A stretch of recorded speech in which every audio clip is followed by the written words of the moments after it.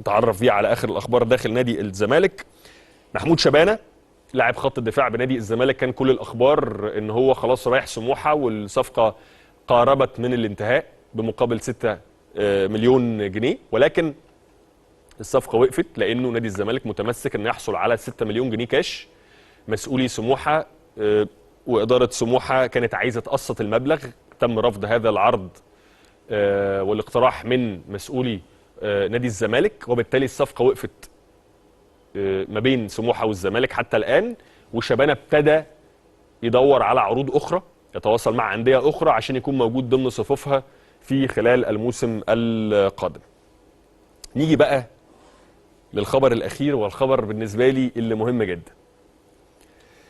اتكلمت مع حضراتكم قبل كده ان احنا عندنا مشكله كبيره تخص الكره المصريه، وهي استقدام لاعبين محترفين يتقاضوا ملايين الدولارات وهم دون المستوى، لا يستحقوا الفلوس اللي بتدفع فيهم. ولو ربع الفلوس دي، عشر الفلوس دي راحت لقطاعات الناشئين تحديدا في ناديي الاهلي والزمالك، المفروض تطلع لعيبه احسن من كده بكتير.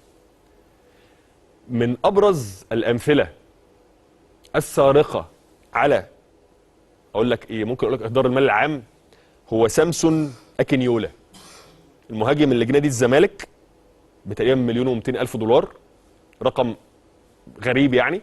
الراجل ده من ساعه لما جه يا جماعه لعب 14 ماتش، جاب جول وصنع جول، جاب جول وصنع جول. يعني ممكن تقول الجول واقف ب $600,000 والاسيست واقف ب $600,000. يعني لو انا نزلت العب ممكن اعمل نفس الارقام عادي جدا، على الاقل هبقى يعني والله ممكن اعمل اداء احسن. يعني النوعيات بتاعت اللعيبه اللي شبه كده يا جماعه انا ما بقاش. وعلى فكره في غيرها كتير في انديه مصر كلها، يعني نفس القصه. برونو سافيو جه وانت مش عارف هو جه عمل ايه، ميكيسو وغيرهم ممكن تقول اسماء كتيره جدا عشان هي حاجه تخص الكره المصريه. وارد ان انت ممكن تجيب لعيب ولا يوفق، بس انا بشوف ان دي مرحله من مراحل، مش فكره عدم التوفيق. لما انا اجيب لعيب ما يلعبش، لعيب محترف وبيتقاضى فلوس كتير بالدولارات وما يبقاش موفق، دي حاجه. وانه اصلا ما يكونش بيلعب ويكون مش موجود، دي حاجه تانية خالص. ده معناها ان الاختيار اساسا في حاجه غلط، في حاجه غلط. لكن اللعيب يجي وما يبقاش موفق دي قصه تانية، انه بيلعب ومش موفق دي قصه تانية، ما بيقدمش اداء سوبر دي قصه تانية، لكن انه ما يكونش موجود اساسا في الوجود دي قصه مختلفه تماما. المهم ان سامسون اوسوريو كان مدي للعيبه تدريبات يعملوها وبرامج تدريبيه يعملوها خلال فتره الراحه.